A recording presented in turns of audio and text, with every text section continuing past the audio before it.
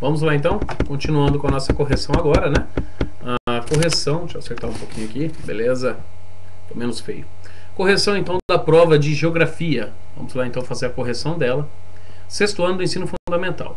A escala 1 para 100 mil é uma escala numérica, alternativa B, do sexto ano. 2. Assinale a alternativa que indique corretamente quantos quilômetros existem na realidade em uma escala de 1 para 1 milhão. Existem 10 quilômetros. Responda. Por que podemos afirmar que o mapa mundi é representado em uma escala pequena? Tá? Porque uma escala pequena representa uma área maior, porém com menor nível de detalhamento. Como o planeta é muito grande, né? Temos que fazer ele, né, a sua representação numa escala pequena. B. Por que podemos afirmar que a planta de sua casa está apresentada em uma escala grande? Ué, porque sua casa realmente, comparado a um mapa mundi, um mapa de um local qualquer, é bem pequeno. Então você faz uma escala grande na qual os detalhes aparecem mais, tá? Porém representa uma área muito menor, tá bom? Vamos lá para o sétimo ano.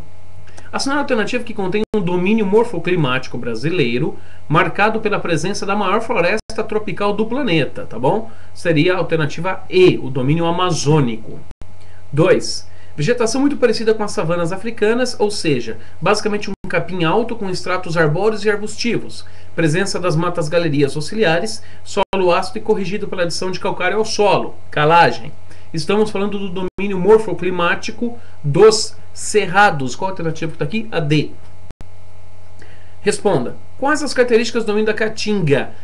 Clima extremamente inóspito ao ser humano, muito quente, pouca umidade, né, altas temperaturas, vegetação xerófila adaptada à falta d'água, espécies de cactáceas, tá? E chove pouco, né? Basicamente durante 3 meses durante o ano existe a possibilidade de chuva, algumas vezes não chovendo, rios intermitentes temporários, vegetação, né, com cascas grossas, né, retorcidas, tá bom? Essa seria uma resposta que o aluno acertaria completamente. Por que podemos afirmar que a política é a verdadeira causa do atraso social e econômico presente no domínio da Caatinga? Ora bolas, falta vontade política, falta fazer um projeto de irrigação, falta buscar água nos poços subterrâneos. Dizem que a água é salobra, ou seja, a água é cheia de barro, né? Mas é mentira, você encontra poços artesianos naquela região, sim, o solo é fértil, só basta água. E dá para você fazer irrigação trazendo água de outros rios, tá? Então, as causas políticas, né, dos nossos bons políticos que desviam verbas em forma de cesta básica, ganham votos, essa coisa toda, impede que a região se desenvolva, tá bom? E eu falo isso baseado nos egípcios que traziam água do rio Nilo para dentro, né, do deserto durante muitos anos. Ó, isso há mais de 4.000 anos atrás. Vamos lá então, sétimo ano vespertino. Vegetação muito parecida com as savanas africanas, ou seja, basicamente um capim alto, seria a mesma questão, né, que eu já fiz na anterior, que seria também domínio dos cerrados, tá bom? 2. Assinale a alternativa que contém o domínio morfoclimático brasileiro, marcado pela maior floresta tropical do planeta, a mesma que eu já fiz para a turma da manhã, né, seria a alternativa E, amazônico. Responda. Quais as características do domínio das araucárias? Aqui saiu um pouco diferente a questão, né? Outra questão para a turma da tarde. As araucárias é marcada pela presença, né, da araucária, né, que é o pinheiro do Paraná, mais popularmente conhecido, tá? Você tem um clima subtropical, tá bom? Ou seja, você tem, né, as estações chuvosas permanecendo, né, por boa parte do ano, tudo bem? Tá? E, de certa forma, essa região foi extremamente desmatada, né, pela indústria de papel, celulose, madeireira, tá bom? E você também tem um verão meio quente, né? Você tem um solo também, né, bem fértil, tá? Presença da terra roxa também se estendendo aí pelas terras do Paraná. B. Por que podemos afirmar que seria realmente muito difícil que a área correspondente à Mata Atlântica, presente no domínio de mares de morros, né, fosse, né, praticamente preservada em sua totalidade? Porque, obviamente, né, é a região litorânea do Brasil, a ocupação humana se deu naquela região, tá? E as terras para plantação e tudo mais, ocupação, cidade, nossa senhora, não está saindo, gente. Inviabiliza, aí, saiu, opa, né? Que a região fosse preservada em 100%, mas porém dá para a gente preservar muito mais. Valeu? Desculpa aí o engasgo. Vamos lá. Oitavo ano.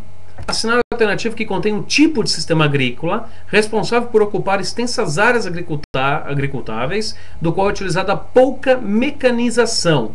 tá? Seria o sistema extensivo, letra B. Assinar a alternativa que contenha entre os países ditos de primeiro mundo qual é o maior produtor de alimentos do planeta. Mesmo assim, é um dos que mais importam alimentos. Estamos falando da alternativa B, Estados Unidos. Responda. Defina o que vem a ser agricultura empresarial. Bem, a agricultura hoje em dia, né, estabelece cotas de produção, estabelece abastecer a cidade de uma forma, né, capitalista, tá bom? Ou seja, o produto vai ter que dar lucro, vai ter que ser produzido em grande escala, vai ter que ter acordos comerciais para ser vendido, grandes redes de supermercados compram o produto agrícola, fazendo com que um fazendeiro pequeno, né, possa vir à falência por não aguentar essa concorrência. Hoje o fazendeiro não vive na fazenda, ele vive na cidade administrando seus negócios, tá? De seu prédio, né? Seja lá de onde for, tudo bem? B. Por que podemos afirmar que em países subdesenvolvidos como o Brasil existe uma agricultura que mescla alto padrão agrícola ao mesmo tempo em que ainda persistem estruturas arcaicas no campo? Tá? Porque o Brasil, obviamente, né, ele em vários setores ele tem um desenvolvimento muito grande, tem concentração de renda e de terras. Então alguns possuem, né, o acesso a essa tecnologia através do dinheiro. Outros, né, pequenos proprietários e mais pobres não os têm, criando, né, suas atividades agrícolas, né, criando seu gado de forma ultrapassada nos dias de hoje, tá bom? E tendo prejuízos. Vamos lá então, nono ano. Geograficamente não podemos considerar a Europa um continente, sendo esta na verdade uma extensão do continente asiático. Podemos afirmar que o que separa a Europa do resto da Ásia são, na verdade, alternativa A, questões culturais. A Europa é conhecida por Velho Mundo, alternativa E. 3. Responda. Por que podemos afirmar que a Europa é uma colcha de retalhos? Tá? Por que você pode afirmar? Porque os países europeus se formaram da fragmentação de antigos impérios e de antigos reinos feudais que foram dando origem, né, à Europa atual. Tá bom? Então uma colcha de retalhos. Né? Costura um aqui, outro ali.